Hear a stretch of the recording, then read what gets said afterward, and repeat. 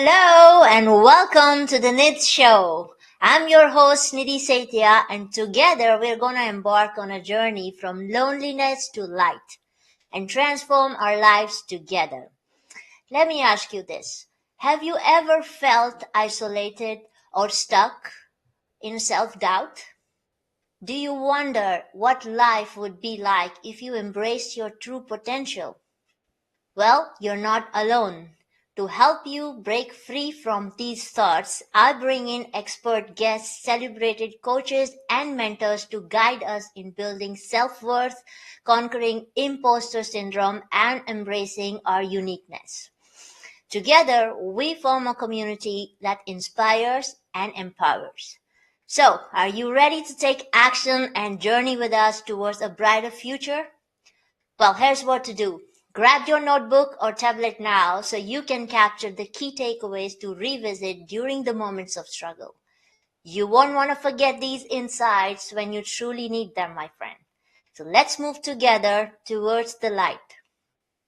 And today, my guest is really special. Someone very close to my heart and one of my go-to persons. She is a dual elite neuroencoding specialist, a celebrated author of The Magic of Dreaming Big, Acting Small, and Achieving Success. Known as a neuroscience ninja, she has helped leaders from Google to Boeing bridging the gap between external success and finding inner peace using neuroscience-backed techniques. So get ready to be inspired by this dynamic agent of change. Please welcome Dominika Staniewicz. Hello, Coach D. Hello, Welcome, Nidhi. welcome, welcome. Hello. A pleasure to be your guest. Thank you for having me. And by the way, I love your intro, but if you're driving, don't take notes, pull over and take notes. Thank you. Thank you for the heads up. So tell me, what are we looking for today? What do we want to bring to your audience? What kind of road should we take so it would be the most beneficial for them? So I thought I will start with something really tricky because I know you have a lot of wisdom and tools and techniques. So how about we start with something that can really be a very serious cause of loneliness? What about rejection? Right. How to deal with it? What is rejection? Well, if you're trained and if you actually get to rewire your brain and you create a belief that I've created, every rejection is one step closer to a yes. And every rejection is a gift because that means it wasn't meant for you. And that means you're not going to be wasting your time. And sometimes we imagine things that we really want. And then, we have those expectations that this should be happening and we're shooting all over ourselves. And we have this vision that if this happens and something else goes, but what if the rejections that we get are actually gifts and they allow us to redirect to even better, quicker path that we didn't think of before? Wow. And do you have an experience like where you really felt rejected and you didn't know initially what to do, and then probably you came out of it stronger? Oh gosh, I was horrible. I had a PhD in self-suffering, self-beating, and thinking I'm useless and worthless. And rejection was a big part of that for many years. I wish I would have known what I know now. That's why I do what I do. So people don't have to find out that life is amazing at 50 or 40. They can find out it earlier, right? But there's never too late. Yes, I have been rejected multiple times, and I would say 90% of my life is rejection, just to be very clear. Wow. Everything I've achieved, it's not a success after success, although that's what you see on social media. It is literally rejection after rejection. Not yet, not no, we're not interested, maybe later, no response, no email. A gentleman you go on a date with and, or, in some people's cases, a woman, and then you go on a date and you really like that person goes, oh no, I don't want to move forward. If they even say anything, right? And then you're like, is it me? Is it something? Well, the truth is that none of this is actually about you.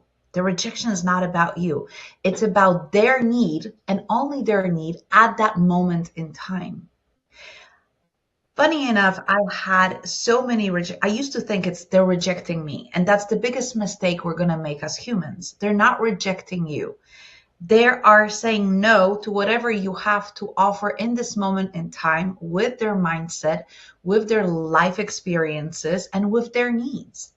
And sometimes that need is even there. So, for example, coaching, I have a lot of people going, I want to work with you, but I have to do certain things first, meaning that what I'm offering is they need that, but it's not a priority. It's not top three at the moment, which is perfectly fine because at one point it will be top three, right? So, very often rejection means not yet. And learning how to deal with rejection and reframing and changing how you think about it can be life changing, reduce stress immensely, and make life more exciting. Because now I get almost, I'm not there yet, I get almost excited about a no. Because I mean, that means I'm a step closer to a yes. There was a study done, I believe it was Harvard, and they were talking about how many times do we need to hear a rejection to get a yes. And on average, it's almost 60 times. For Six. one particular thing? Yes. So if you Wow. give up after the first time, you're doomed. You're just gonna be, wallowing in self-pity and self-pain. So we might as well look at it differently. And it's another thing. It's like we're thinking that everybody's in the same place in life. And I'm gonna go back to that because I think that's super important. That if you think everybody is thinking like you, that's where you fail. That's where you get the rejection. Because you either don't offer it to everybody because you assume somebody might not need it. How the hell would you know, right? If Mhm. you don't offer it. Second of all, we think it's about us, and it's not. It's really about where they are in life, where they're going, and what are their priorities at the moment when they hear the offer. Whatever that might be. And that can be an, offer of help. I've offered a lot of people help and they said no, although I know I could help them. That just Yeah. wasn't important to them at that moment. It doesn't mean they're not going to show up in my life again, right? It was just not at that moment. And that's perfectly fine. It wasn't about me, it was about them in that moment in time. And that's such a huge change of perspective if you adapt that. Okay. Well, then I have a question. For instance, there is somebody, if they're really close to you, for instance, a family member, and you see Mhm. them struggling and Mhm. you want to help them, and then they say no, which is a kind of rejection, right? But then you No, still see them no, suffering, right? no, no, no, no. They choose. See, it's not up to you to live their life. Yeah. You see, if we take responsibility for other people, this is exactly that's lack of adaptation of thinking they're not in the moment that they want help or they don't want help for you. Maybe they believe that if they disclose that information from you, you'll have too much power. Or maybe they don't feel worthy of your help and they think you're too good. Or maybe they think you're too busy and you won't have time and they'll be interrupting. Whatever they're thinking, their no is not about you. It comes from their perception and their need. And maybe they don't think they need help. Simply, we might see they need help, but they Mhm. might think it's like it's not necessary. They're good at where they're at the moment. So again, they're not rejecting you because it has nothing to do with you. Everything has to do with their perception and how they're living their life and what they think they need at the moment. And yes, that's why we need coaches because they see us from the outside. They don't have the emotional attachment. They see things much earlier than we do, Yeah. right? And they can kind of ask questions so we can see it earlier and prevent things from happening.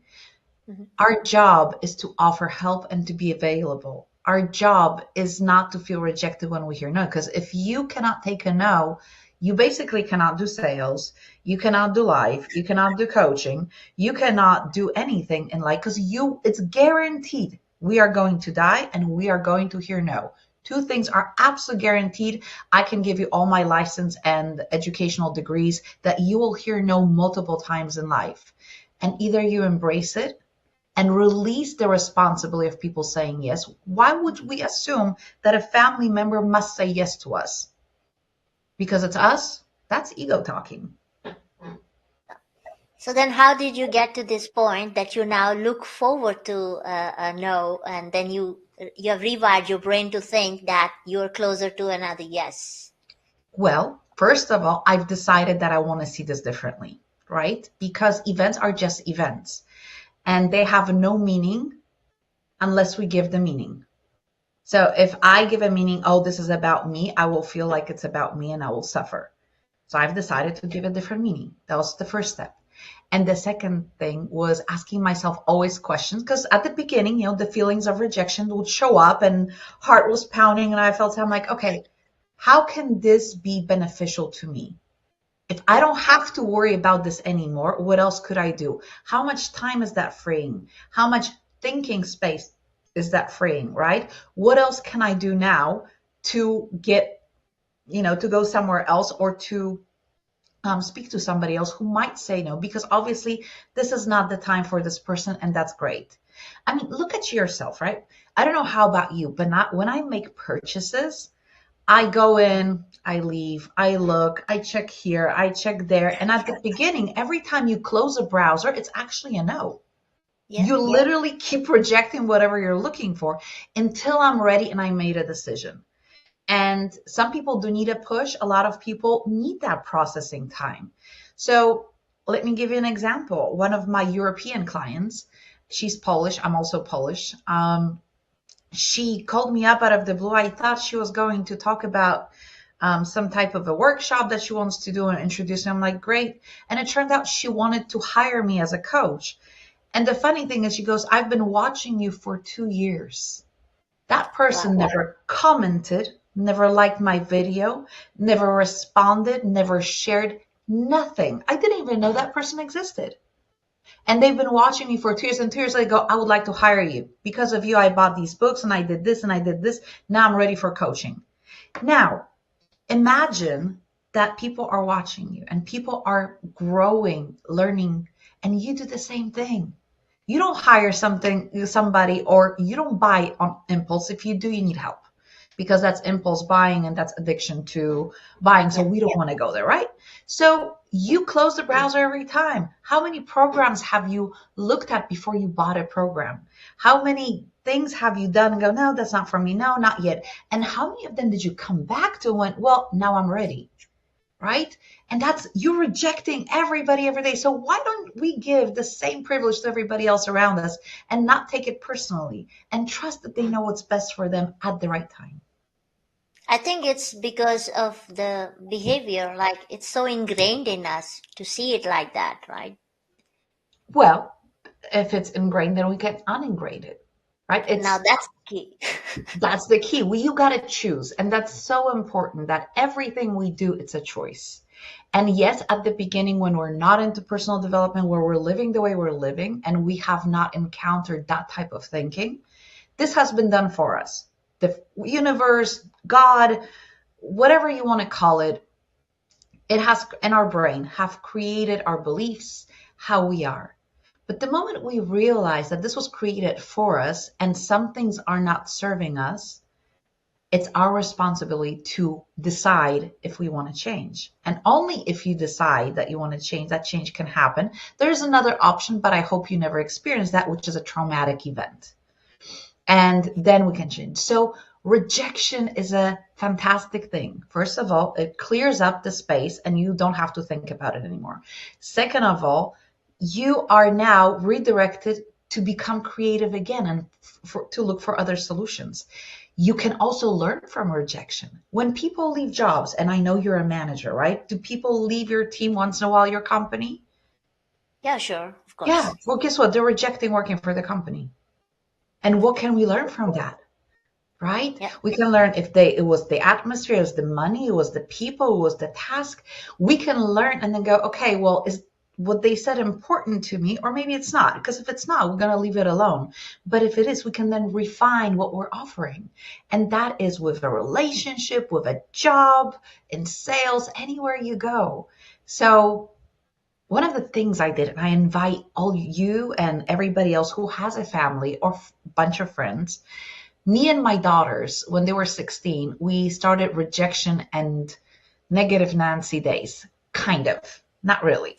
So, because we talk about the success all the time, I did this, I did that, and everybody thinks you're just this person amazing. And again, 90% of my life is rejection right now, and 10% is the success you guys see, right?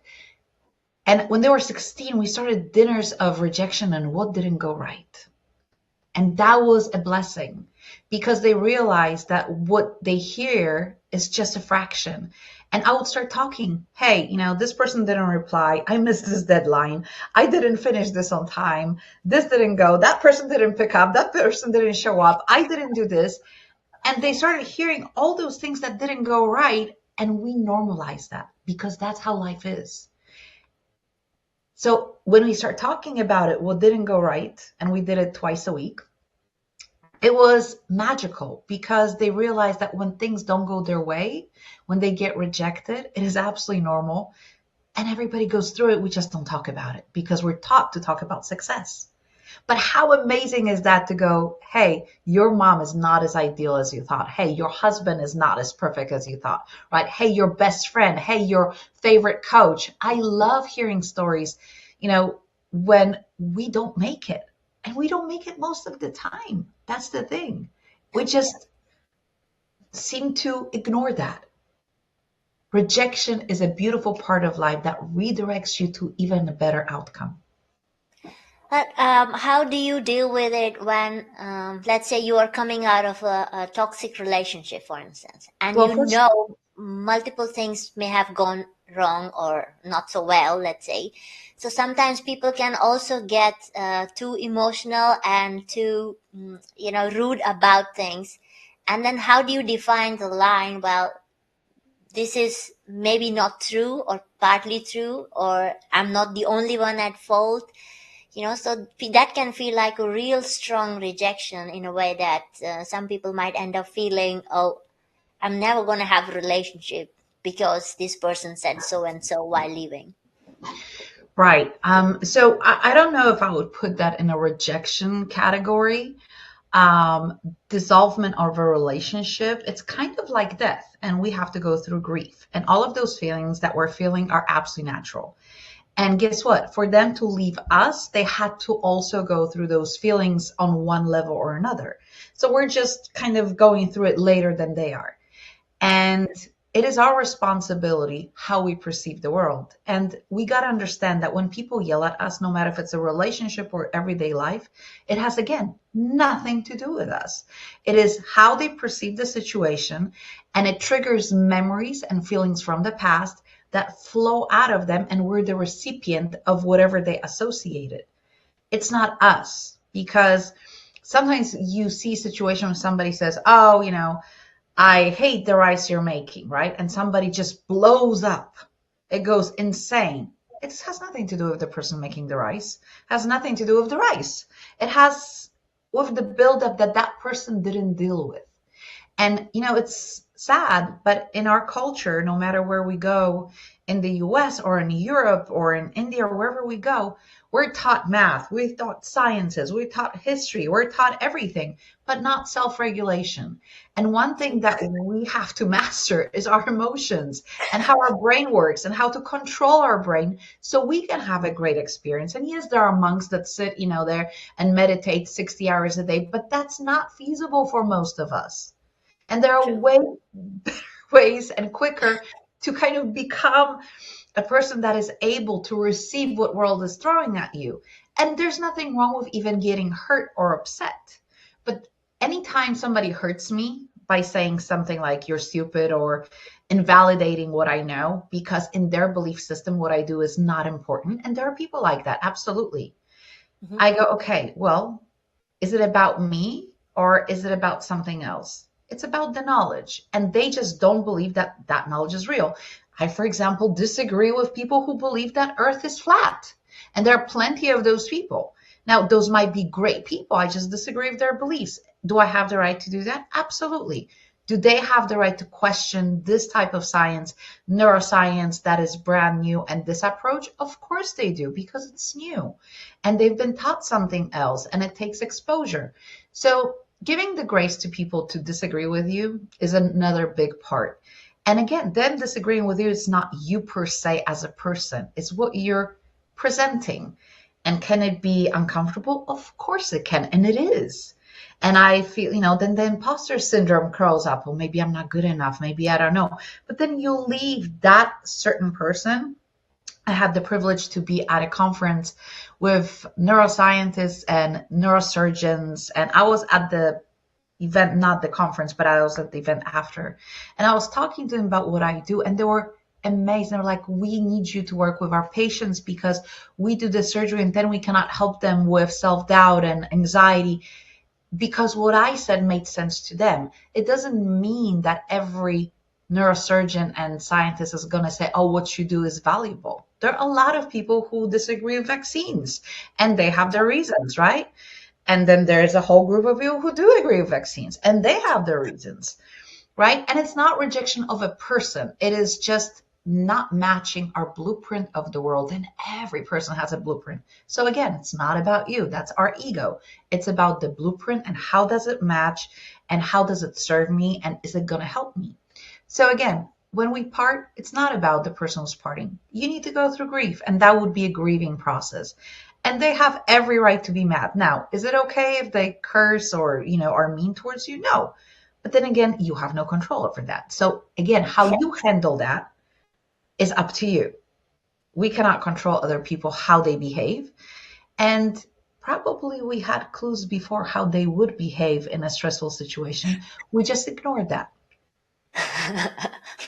Well, we let that to the viewers to think for themselves. Absolutely. No, but it's very relatable. Even at workplace, you see it from time to time. Sometimes, as a manager, I have to give feedback. Hey, this is not okay. And there are some people who are like, okay, what could be different? But there are some people who are like, oh, well, in the past it worked. Maybe now I'm not good enough. But the feedback is about the work and not Exactly. rejecting them per se. Isn't that amazing? Right. And this got me thinking, since you have helped leaders from Google and other big companies, and especially like what happens, do you have, first of all, any experience with someone who is like a CEO or like that kind of role? Plenty.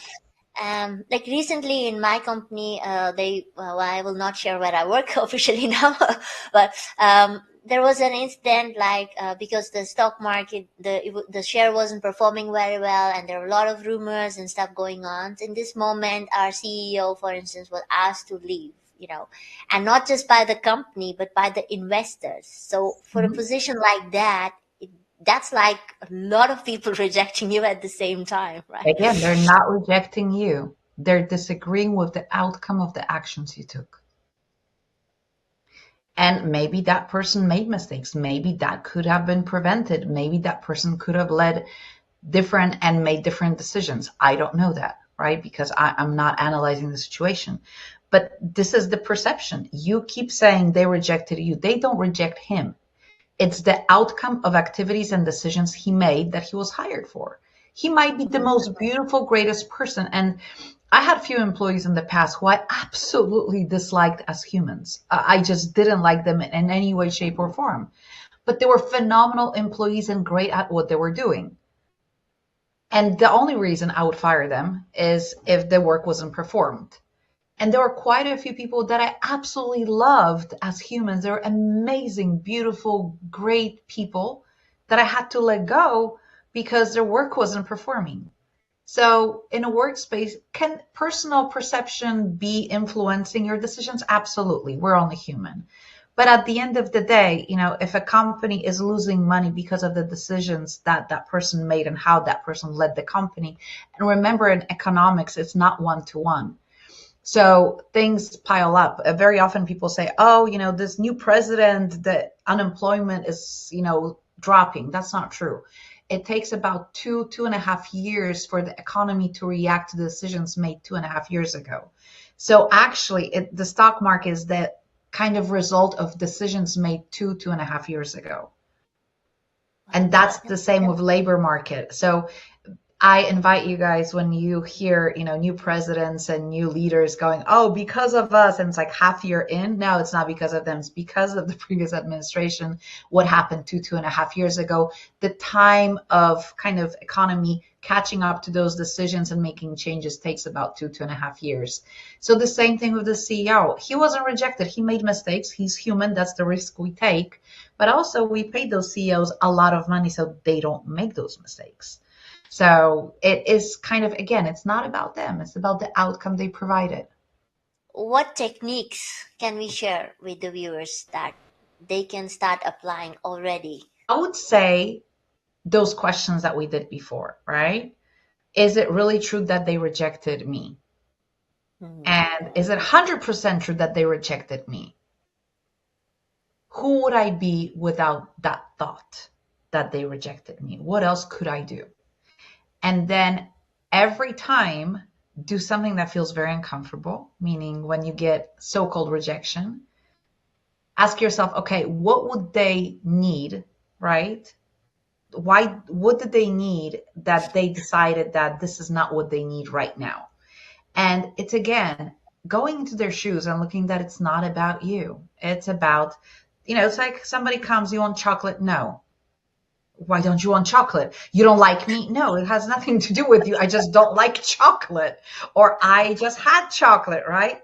Again, it has nothing to do with us. And reminding ourselves over and over. And every time, okay, this is going to sound weird. Every time you get rejected, celebrate it.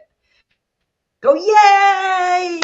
What else can I do? What else can I do? What else can I do? What doors does that open? It sounds ridiculous. It sounds weird, but it breaks the pattern of you going into your head. Or remember the example with the chocolate, right? When Yeah. chocolate, no. Why are you rejecting me? It sounds idiotic. It sounds crazy. Would you like some soup? No, I don't want soup. Why don't you want soup? You don't like how I cook, huh? You don't love I me anymore. honestly, I have I just experience don't with want those soup. people. I just don't want soup. Has nothing to do with you. I know where you're coming from. I have experience with such people. I think everybody has. And, the truth is that they're suffering because they think everything is about them. They create the suffering in their life. The rejection is not about them or you or me. It's about the needs and the certain situation and what we want at the moment. And it didn't show up at the right time. I mean, the soup thing is so prevalent. My grandma used to be like this. If you said no to her soup, it was, you don't love me anymore. You don't like me. You never loved me. I'm like, oh my God. Okay, fine. I'll have soup, but I don't want soup, right? My grandma passed away. She was a lovely human, but she didn't feel needed. She didn't feel wanted. And she associated feeding with love, which I didn't. For me, it was soup. Yeah, And that is so important because it wasn't about the soup. It was the association that soup and feeding me is the way she loves me, and that's how I will know she will love me. Funny enough, my daughters associate food with love. So if I want them to feel loved, I invite them for dinner and I bring them food. For crying out loud, please don't bring me food because you love me. I will not feel loved at all. And I will reject you. I really don't want food when I'm unhappy. I'll say no, but what I will need is a hug. And that's what I need, right? And that's my association of love. So if somebody comes and hugs me, I go, oh, yes, please. But if somebody comes and brings me food, I'm like, no. What? You don't want me to help you? You don't love me? You don't trust me? No, I just don't want food. This is not what I need. And we got to remember those examples when we hear no, because this applies to every day of your life. true. So Wow. that's my advice.